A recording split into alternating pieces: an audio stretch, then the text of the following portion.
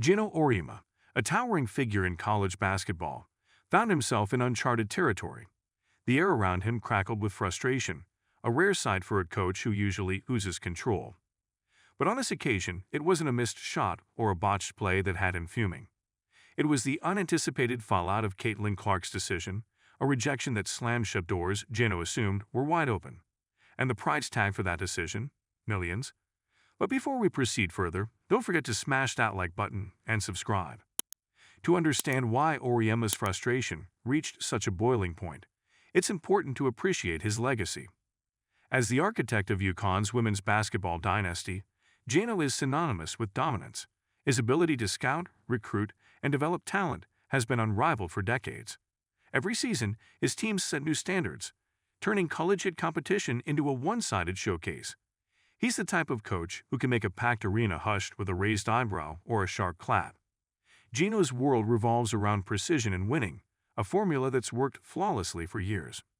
But when Caitlin Clark, Iowa's superstar guard, turned him down, the gears of his well-oiled machine began to grind in protest. Clark isn't just any player. She's the kind of athlete who shifts paradigms. Her ability to score from anywhere on the court, her flair for the dramatic, and her knack for rallying teammates made her the crown jewel of potential recruits. For someone like Geno, adding Clark to his roster would have been like strapping a rocket booster onto an already high-performing race car. The rejection itself wasn't what stung the most. Geno has weathered plenty of recruiting losses over his career. But Clark's decision carried implications that stretched far beyond basketball. In an era where college athletes are cashing in on name, image, and likeness, NIL deals, Clark's presence at UConn could have unlocked a financial windfall for the program, the university, and Geno himself.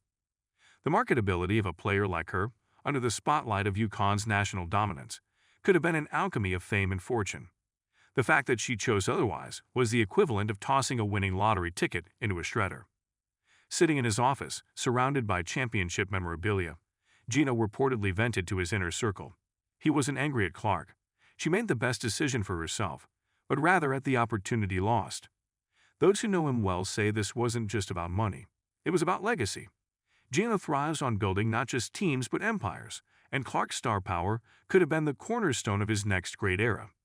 Instead, that future now belonged to Iowa, a program with far less history but plenty of ambition. Behind the scenes, the fallout was palpable. Recruiting is as much about perception as it is about persuasion. A rejection of this magnitude sent ripples through the basketball community. Rivals whispered that Geno might be losing his touch, though anyone familiar with his work knew that was nonsense. Still, the whispers annoyed him, gnawed him even. He'd built his reputation on being the ultimate closer, the coach who could convince anyone to buy into his vision. Losing Clark felt like a crack in his otherwise impenetrable armor. Adding to his frustration was the timing. The rise of NIL deals had fundamentally changed the dynamics of college sports. No longer was recruiting just about winning titles or developing skills for the WNBA. Now, players weighed opportunities to build personal brands, sign endorsement deals, and establish themselves as household names. Geno, a traditionalist at heart, understood this shift but wasn't entirely comfortable with it. He respected the players' rights to profit from their talent, but lamented how it turned basketball into a business negotiation.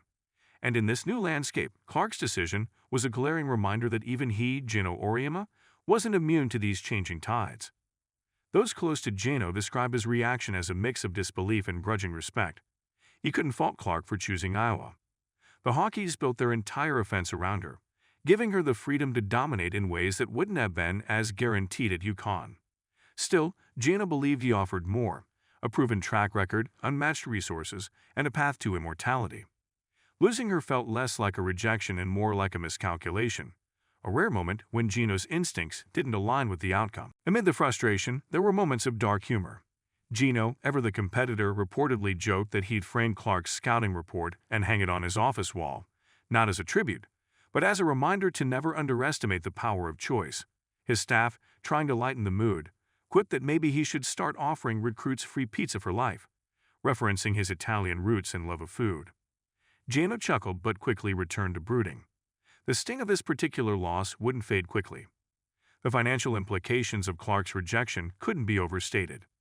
UConn's women's basketball program is already a revenue generator, but Clark's addition could have propelled it to unprecedented heights.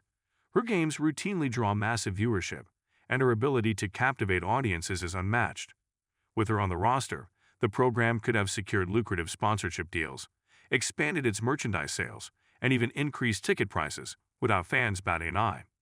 For Geno, who understands the intersection of sports and business, the missed opportunity felt like leaving gold on the table. But the loss wasn't purely financial. It was also a blow to Geno's vision for the future. He's a coach who thinks in dynasties, not seasons. Clark represented the kind of generational talent who could inspire a new wave of recruits, cementing UConn's dominance for years to come. Without her, that path became less certain. Geno still had plenty of talent, of course. His roster was always stacked, but Clark was different. She was the kind of player who could redefine what was possible, and now she'd be doing it for someone else. As days turned into weeks, Geno's frustration began to morph into determination. He doubled down on recruiting efforts, ensuring that UConn's pipeline of talent remained strong. But the loss of Clark lingered in the background, a nagging reminder that even legends face setbacks.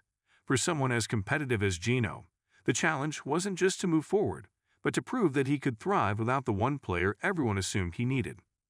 The rejection also sparked broader conversations about the shifting power dynamics in college basketball.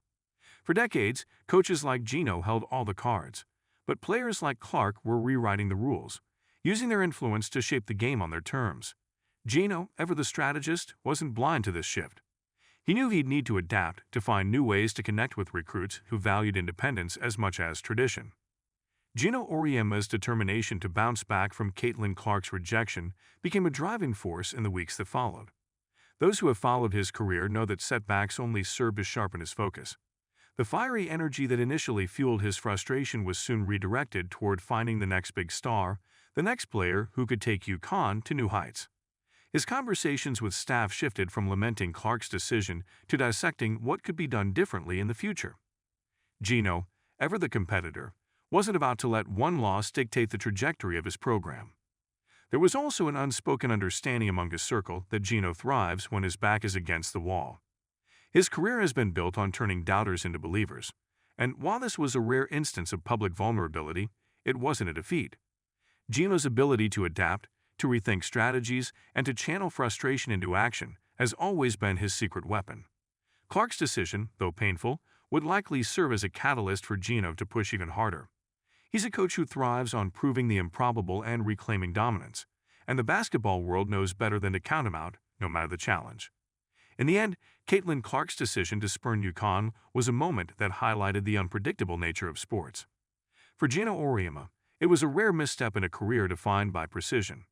But for those who know him, the story is far from over. Geno is a master at turning adversity into opportunity, and while Clark's rejection might have cost him millions in the short term, it's likely to fuel this drive for years to come. After all, if there's one thing Geno thrives on, it's proving doubters wrong, even if those doubts are of his own making.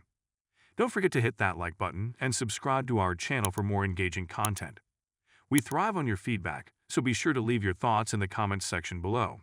Until next time, keep discovering and stay tuned.